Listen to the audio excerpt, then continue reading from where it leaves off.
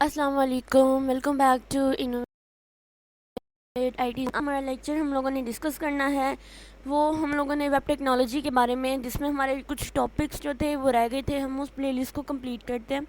तो उसमें हमारा टॉपिक जो रहता था वो privacy policy and web server configuration से रिलेटेड था। अगर मैं प्राइवेसी पॉलिसी की सबसे पहले इस वीडियो के अंदर हम लोग बात करेंगे, तो प्राइवेसी का मतलब होता है कि किसी इंडिविजुअल या ऑर्गेनाइजेशनल की पर्सनल इंफॉर्मेशन को सिक्योर करना, उनको कंट्रोल करना। ठीक है, यानी प्राइवेसी एक ऐसा एक्ट है, act of controlling an individual organisation personal information and regulating its use. अगर इसको यानी P3P एंड प्राइवेसी को पढ़ने से पहले अगर मैं आपको रियल लाइफ एग्जांपल देती हूँ जिससे आप लोगों को ज़्यादा अच्छे से क्लियर होता है। आपका अपना सेल फ़ोन है, आप उसको पासवर्ड क्यों लगाते हो, आप उसको प्राइवेट क्यों रखते हो? क्योंकि आप जब तक आपके अंदर कोई इन्फॉर्मेशन नहीं होगी आपके मोबाइल के अंदर, ठीक है, यानी देखिए आपका मोबाइल है, इसके अंदर आप लोगों ने किसी किस्म की कोई भी इन्फॉर्मेशन नहीं रखी, लाइक किसी का कॉन्टैक्ट नंबर नहीं रखा, आपने कोई पिक्चर नहीं रखी है, आपने कोई भी ऐप जिसको आप सिक्योर रखना चाहते हैं, आपने अगर इसके अंदर रखा ही नहीं तो आपको इसको पासवर्ड या प्राइवेट रखने की ज़रूरत ही नहीं पड़ती, आपको इसको सिक्योर करने की ज़रूरत ही नहीं पड़ती, आप ऐसे ही रख देते हो, कोई भी यूज़ कर सकता है। लेकिन जब आपके सेल फ़ोन के अंदर, आपके मोबाइल फ़ोन के अंदर जब आप लोगों ने कॉन्टैक्ट जो रख देते हैं, कॉन्टैक्ट रख देते हैं, क्योंकि कुछ कॉन्टैक्ट बहुत पर्सनल होते हैं, हम किसी को भी हर एक को अपना कॉन्टैक्ट नहीं देते हैं। हम उस चीज़ को सिक्योर रखने के लिए अपने इन्फॉर्मेशन जो हम लोगों ने अपने मोबाइल के अंदर रखते हैं, उस चीज़ को सिक्योर करने के लिए हम लोग प्राइवेसी का यूज़ करते हैं, यानी हम लोग सिक्योरिटी का यूज़ करते हैं। तो बेसिकली प्राइवेसी एंड P3P ये भी हमारी सिक्योरिटी से रिलेटेड ही है। ठीक है, प्राइवेसी का मतलब होता है किसी एक इंडिविजुअल, यानी अगर हम लोग इंसानों की बात करते हैं, तो अगर मैं कहती हूँ कि मैंने अपनी प्राइवेसी रखनी है तो मैं अपनी प्राइवेट बातें अपने तक ही रखती हूँ। ठीक है, मैं किसी अदर पर्सन को नहीं बता सकती। अगर मैं अपनी प्राइवेट बातें अपने से अलावा किसी दूसरे को बताती हूँ, जैसे मैं कहती हूँ कि तुम किसी और को ना बताना, तो ये बात प्राइवेट नहीं होती। प्राइवेट का मतलब होता है कि हर इंडिविजुअल की अपनी ही प्राइवेसी होनी चाहिए, यानी मेरी बात सिर्फ मुझे ही पता होनी चाहिए, मैं किसी सेकेंड वन को भी नहीं बताऊँगी। अगर मैं किसी दूसरे पर्सन पे यकीन करके उसको बात बता देती हूँ तो देन वो कोई प्राइवेसी नहीं रहती है। ठीक है, ये होता है कि हमने दूसरे को बात बता दिया है। प्राइवेसी का मतलब होता है सिर्फ मुझ तक ही बात रहे। ठीक है, ये सेल फोन है तो इसके अंदर क्या क्या ये सिर्फ मुझे ही पता हो। ठीक है, किसी दूसरे को पता ना हो, तो इस चीज़ को हम लोग प्राइवेसी कहते हैं। ठीक है, privacy is a act of controlling an individual organisation personal information regulating its uses on the internet. The concept of the privacy is linked to users online activities, data collection and data sharing. अब data collection, data sharing इन चीज़ों में भी privacy बहुत ज़्यादा use की जाती है। ठीक है, privacy places inform users of website how their personal information is collected, how it is used and how it is protected. ठीक है, हम किस तरह से इंफॉर्मेशन, पर्सनल इंफॉर्मेशन को कलेक्ट करते हैं, किस तरह से यूज़ करते हैं, किस तरह से प्रोटेक्ट करते हैं। ज़ाहिर बात है, अगर मैं आप लोगों को बताऊँ ना, तो अगर हमारे फ़ोन के अंदर कॉन्टैक्ट नहीं है, हमारी पिक्चर्स नहीं है, तो हमारा जो है हमारे फ़ोन के अंदर सिर्फ डाटा पड़ा हुआ है। ठीक है, अगर बेसिकली इसका काम होता है इंफॉर्मेशन को प्रोटेक्ट करना। अब उस डाटे के अंदर फॉर एग्जांपल मेरे पास उन्होंने मतलब बिल्ट इन ऐप्स होती है ना, कि आपने इसके अंदर कॉन्टैक्ट ऐड करें, गैलरी होती है, ये चीज़ें बिल्ट इन होती है, तो ये डाटा होता है। जब तक हम इसके अंदर पिक्चर नहीं डालेंगे, जब तक इसके अंदर हम लोग कोई चीज़ें स्टोर नहीं करेंगे, इसको ऑर्गेनाइज नहीं करेंगे, इसके अंदर कॉन्टैक्ट नहीं डालेंगे, तो ये हमारे पास इंफॉर्मेशन कैसे बनेगी? अब ये ऐप जो है, जब तक इसके अंदर मैं डाटा डालूंगी तो वो इन्फॉर्मेशन बन जाएगी। अब इस इन्फॉर्मेशन को मुझे रखना है सिक्योर, और इसके लिए मैं प्राइवेसी का यूज़ करूँगी। ठीक है, उसके बाद P3P है, which is stand for the platform for privacy preferences.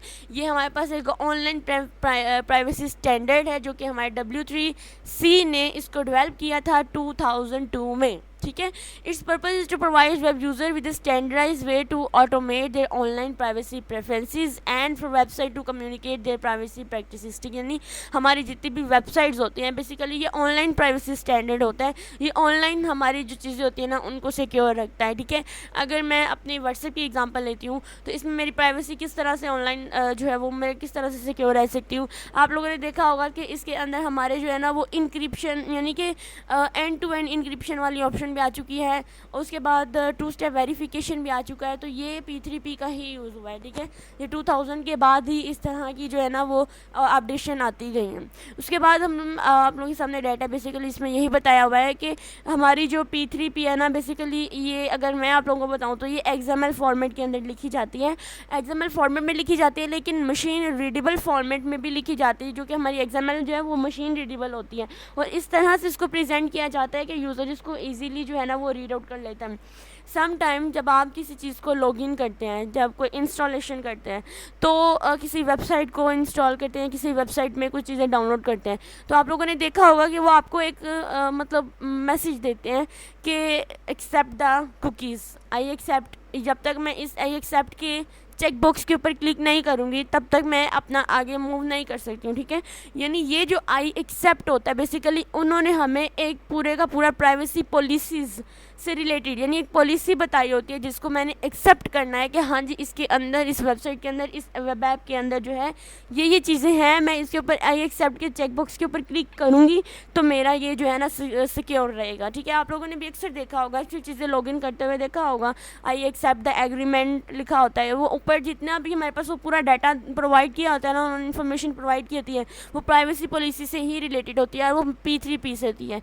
Backend पे वो चीज़ जो है ना वो XML फॉर्मेट के अंदर होती है, और हमें जो होती है ना वो उन्होंने सिंपल फॉर्म में उनको प्रेजेंट किया होता है। अब P3P काम कैसे करती है? सबसे पहले तो प्राइवेसी पॉलिसी की क्रिएशन होती है, ठीक है।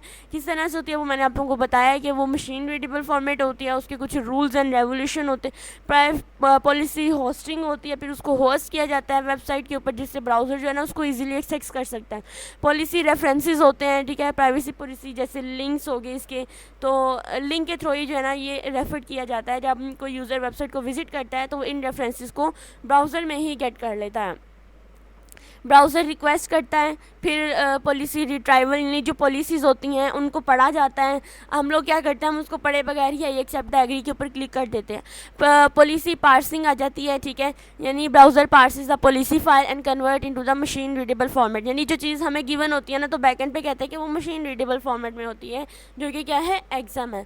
यूज़र प्रेफरेंसेस होती है, जिसमें यूज़र जो होते हैं, ब्राउज़र जो होता है ना, हमारी प्राइवेसी पॉलिसीज़ को या प्रेफरेंसेस को ट्रैक करता है। उसके बाद प्राइवेसी इवैल्यूएशन होती है। तो आप लोगों ने क्या करना है, फिर यूज़र इंटरेक्शन होती है, यूज़र फिर उस चीज़ के साथ इंटरेक्ट कर लेता है। आप लोगों ने क्या करना है कि आप लोगों ने इन पॉइंट्स को अच्छी तरह से याद रखना है। अगर इसकी मैं डायग्राम के थ्रू आप लोगों को एक्सप्लेन करूं, तो इसकी डायग्राम में सबसे पहले क्या कह रहे हैं कि use the menu driven from describe and privacy policy. यानी देखिए, मैं आप लोगों को यहाँ पे सिंपल डायग्राम के थ्रू समझाती हूँ। ये आपके पास एक आपका सेलफ़ोन है, ठीक है। सेलफ़ोन ही ले लें या PC ले लें, कुछ भी ले लें। उसके अंदर ना आप लोगों को यहाँ पर इतना लंबा चौड़ा जो है ना वो प्राइवेसी पॉलिसीज़ के बारे में उन्होंने बताया होता है। यानी इस तरह का पेज होता है, और फिर नीचे लिखा होता है कि यहाँ पे चेक बॉक्स लिखा होता है ना, तो यहाँ पर उन्होंने सिंपल तरीके से यहाँ पर लिखा होता है आई एक्सेप्ट द एग्रीमेंट।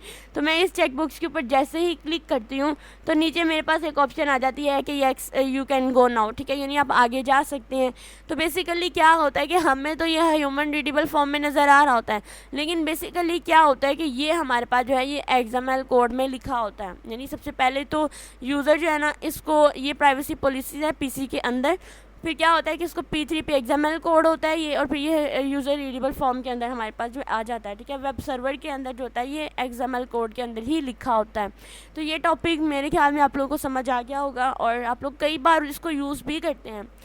मैं आप लोगों को फिर से बता रही हूँ, जो आप I accept the agreement, privacy policy से रिलेटेड जितनी भी चीज़ें आती हैं ना, वो सारी की सारी P3P और प्राइवेसी से रिलेटेड ही होती हैं। आप लोग इसको डे बाय डे यूज़ करते रहते हैं, लेकिन आप लोगों को अंदाज़ा नहीं होता कि हम लोग, बल्कि हम लोग तो ऐसे करते हैं, ऐसे यूज़ कर लेते हैं, हमें पता ही नहीं होता ये चीज़ें होती क्या है। तो बेसिकली चूँकि हम लोग we are a student of IT और CSS, तो CS के स्टूडेंट्स हैं, हम IT के हैं, तो हमें इन बातों का अंदाज़ा होना चाहिए ताकि हम दूसरों को भी गाइड कर सकें कि ये आप लोगों के लिए बहुत अच्छा है, आप इसको एक्सेप्ट करें इन प्राइवेसी पॉलिसीज़ को, क्योंकि हर वेबसाइट या हर वेब ऐप ने अपनी जो है ना कोई प्राइवेसी स्टैंडर्ड्स रखे होते हैं। Thank you.